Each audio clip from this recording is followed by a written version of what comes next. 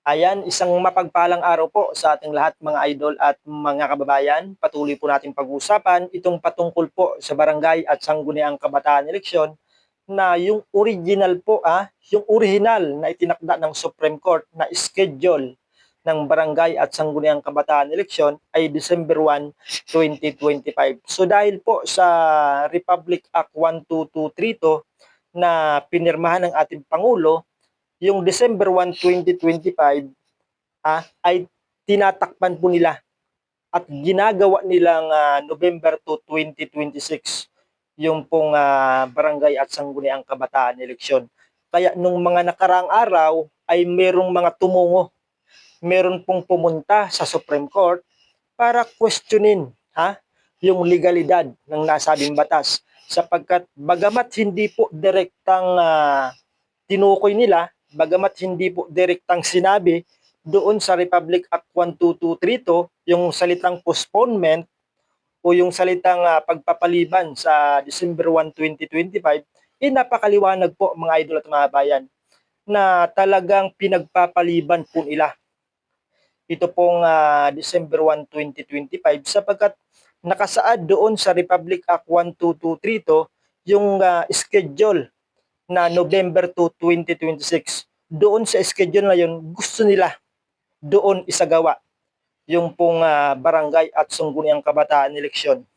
So, dito po sa aking ibabalita, mga idol at mga kabayan, medyo kakabahan na naman, Kakabahan na naman si Kagawad at si Kapitan. Sapagkat ito pong grupo, isang grupo po ng kabataan, yun pong tinatawag na Kabataan Party List. Oh, sila po ay tutol sa postponement ng barangay at sangguniang kabataan eleksyon. Sapagkat sabi po nila, noong 2023 nga po ay meron ng Supreme Court ruling na yung postponement po ay unconstitutional. Sabi ng Supreme Court, labag sa batas yung pagpapaliban sa barangay at sangguniang kabataan eleksyon. Maliban doon, sabi pa nila, tinatanggalan din di umano ng karapatan yung taong bayan na sila yung pumili ng mga leader na gusto nila na maging leader sa kani-kanilang mga barangay. So ngayon po ay babasahin ko po sa inyo ito pong post ng DZXL News. O ito po, pakinggan po ninyo. Kailangan ang masusing paliwanag sa panig ng Malacanang matapos ipagpaliban ang barangay at sangguniang kabataan elections BSKE sa December ng kasalukuyang taon. Sinabi ni Kabataan Parteles Representative Rene Co na malinaw na may paglabag sa saligang batas ang pagpapaliban ng halalang pambarangay na gagawin sa November 2, 2026. Sa panayam ng DZXL News RMN Manila, tinukoy ng mambabatas ang probisyon sa right to suffrage na nakapaloob sa konstitusyon. Nilabag din di umano nito ang mismong desisyon ng Korte Suprema noong 2023 na nagdideklarang unconstitutional ang pagpapaliban sa barangay at sangguniang kabataan elections nang walang substantial reason, mga kabayan.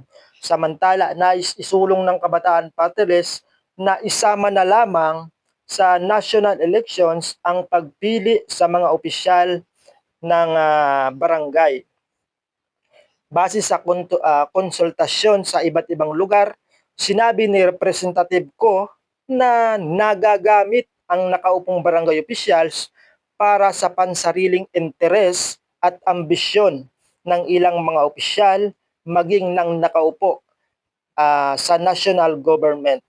So yan po yung panig ng Kabataan Party List. So sinabi mismo ng representative ng Kabataan Party List na si Rene Co na sila po ay tutol sa postponement ng barangay at sangguniang kabataan eleksyon sapagkat meron na nga pong Supreme Court ruling noong 2023 na yung pagpopospone ng halalan ay hindi po dapat na ginagawa. Hindi po dapat na ipinagpapaliban. yun pong halalan sapagkat yan po ay unconstitutional, labag po sa batas. Maliban dyan, sinabi din po nila na tinatanggalan din po ng karapatan yun pong taong bayan para pumili ng kanilang mga leader sa kanilang mga barangay. So ngayon po ay pakinggan po natin at panoorin itong tinig o panayam dito po kay representative ng Kabataan Party List na si Renico. Ito po, panoorin po nila. Well, unang-una kinukundina natin yung pag-postpone ng barangay and SK elections. Ang gusto nga natin actually sa pinaka yung maximum ay yung barangay SK kasabay niyan ang national elections. No? Ang nangyayari kasi pag hindi sila sabay, ginagamit ng mga incumbents yung parating na SK election or barangay para further secure their hold on to power.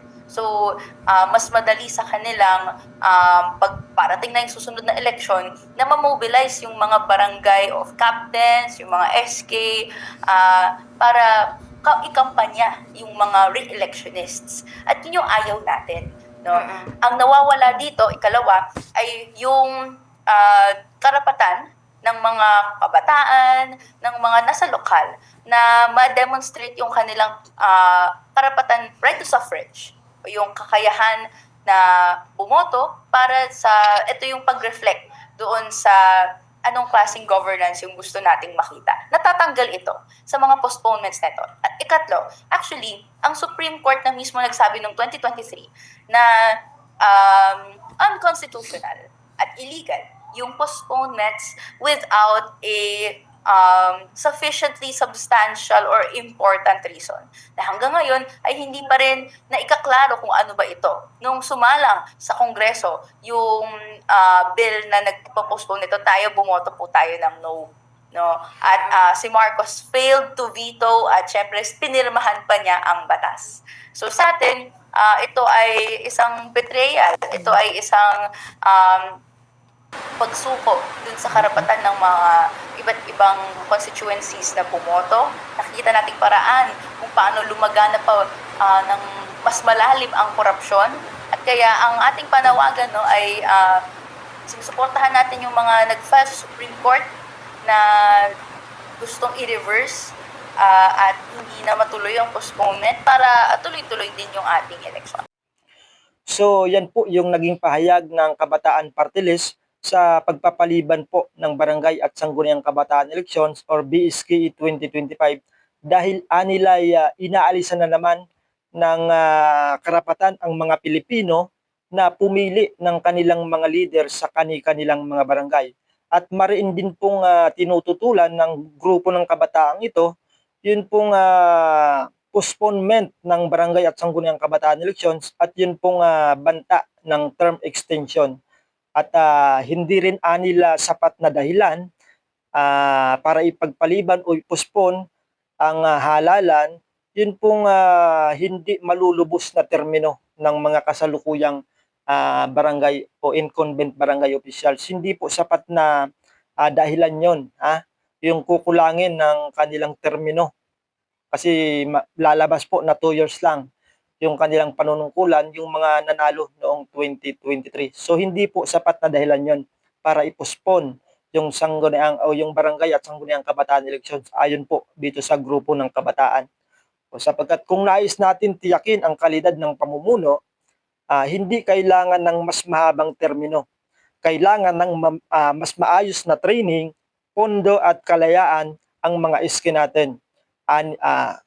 Base po doon sa naging pahayag nitong Kabataan Party List. So, ngayon ay abangan po natin kung ano po yung magiging komento, sapagkat hinihingaan po ng komento yung Supreme yung COMELEC, hinihingaan ng Supreme Court, yung COMELEC, yung Senado, yung Kongreso, maging po yung Executive Secretary Lucas Bersamin patungkol nga po dito sa petisyon na inihain po ni Attorney Romulo Macalintal. So abangan po natin kung ano po yung kanilang magiging komento para idepensa ay yung kanilang ginawang batas. So yan muna yung ating update at maraming salamat po sa inyong panonood. Ingat po tayong lahat.